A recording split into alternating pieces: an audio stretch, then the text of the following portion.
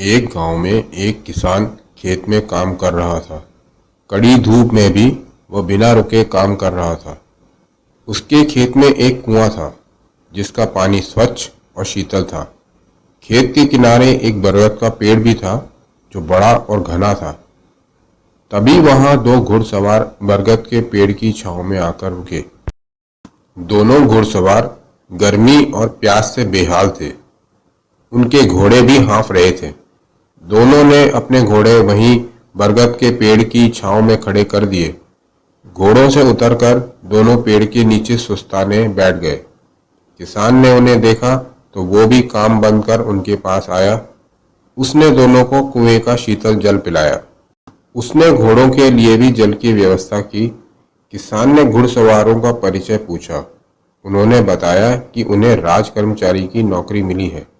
आज ही राजमहल में उन्हें अपनी उपस्थिति दर्ज करानी है। दोनों साथ लाया हुआ भोजन करने बैठ गए। किसान भी अपना भोजन करने लगा।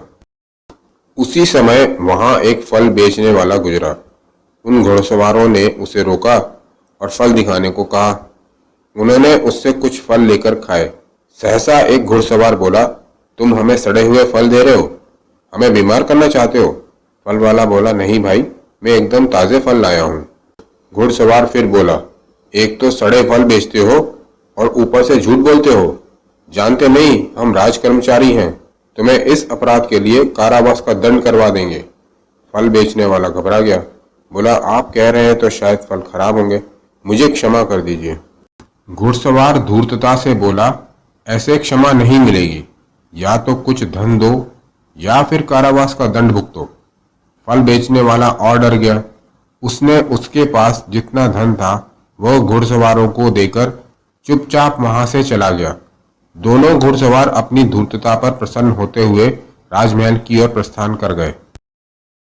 यह सब वो किसान भी देख रहा था।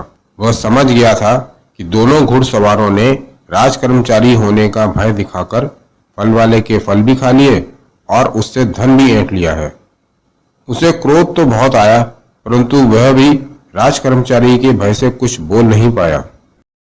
इस घटना के 2 माह बीत जाने के बाद भी वह किसान उसे भूल नहीं पा रहा था। वह बार बार यही सोचता कि राज कर्मचारी ऐसे होते हैं। यह तो अन्याय है।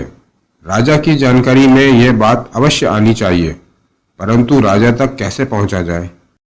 कुछ समय बाद किसान के गांव और आसपास के क्षेत्र का दौरा करने के लिए राजा अपने मंत्रियों के साथ आया।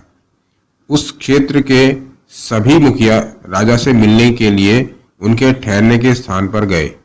किसान के गांव के मुखिया ने भी राजा से मिलने का कार्यक्रम बनाया। किसान ने सोचा यह उचित अवसर है राजा से मिलने का। उसने मुखिया से विनती की कि मैं भी राजा के दर्शन करना चाहता हूँ, कृपया मुझे भी अपने साथ ले चलें। मुखिया ने कहा, मुझे कोई आपत्ति नहीं है, आप साथ चल सकते हैं। किसान मुखिया के साथ चल दिया। किसान के पास 2 पोटली थी। मुखिया ने किसान से पूछा, इन पोटलियों में क्या महाराज के लिए कुछ भेंट ले जा रहे हो? किसान बोला, ऐसा ही समझ लो, महाराज के सामने सब पता चल जाएगा। महाराज के सामने दोनों पहुंचे। किसान बोला, महाराज, मैं अपने गांव के फल आपको भेंट देने लाया हूं। किसान ने एक पोटली राजा के सामने रख दी। राजा के समक्ष पोटली खोली गई। उसमें बासी और सड़े फल रखे थे। वहां उपस्थित सब लोग हैरान रह गए। राजा की भ्रुकुटी तन गई। मुखिया डर गया, सोचने लगा किसान ने फंसा दिया। अब किसान के साथ उसे भी दंड मिलेगा। राजा बोला, यह क्या उल्टी सीधी बात कह रहे हो? किसान बोला, क्षमा करें महाराज, परंतु यही सत्य है। जब राज कर्मचारी ताजे फलों को सड़े फल बताते हैं तो फिर बासी और सड़े फल ताजे फल ही कहलाएंगे। राजा बोला, अपनी बात स्पष्ट करो। किसान ने दोनों घुड़सवारों द्वारा गरीब फल के साथ किए गए व्यवहार की बात विस्तार से राजा को बताई। राजा बोला, ठीक है, कल तुम राजमहल में आना।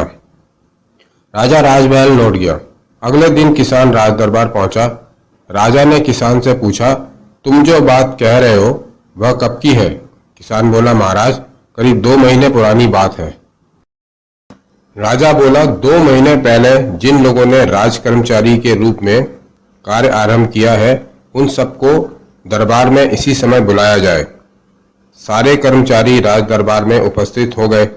राजा ने उनसे कहा, 2 महीने पहले जिन 2 कर्मचारियों ने फल वाले को ठगा है, वो स्वयं अपना अपराध स्वीकार कर ले और सामने आए।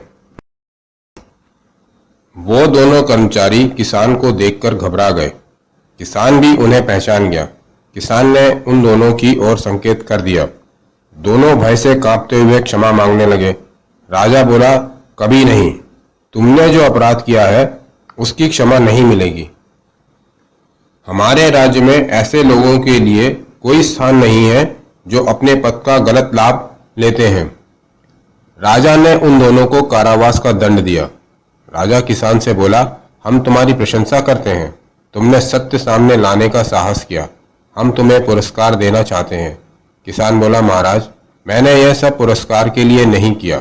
मैं तो बस यही चाहता था कि फल वाले को न्याय मिले और बाकी राज कर्मचारियों को भी पाठ मिले, ताकि वो प्रजा के साथ कोई अनुचित कार्य ना करें।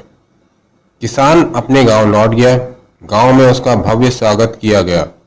अब किसान संतुष्ट था कि उसने अपने पद का अनुचित लाभ लेने वाले कर्मचारियों को उचित दंड दिलवा दिया था।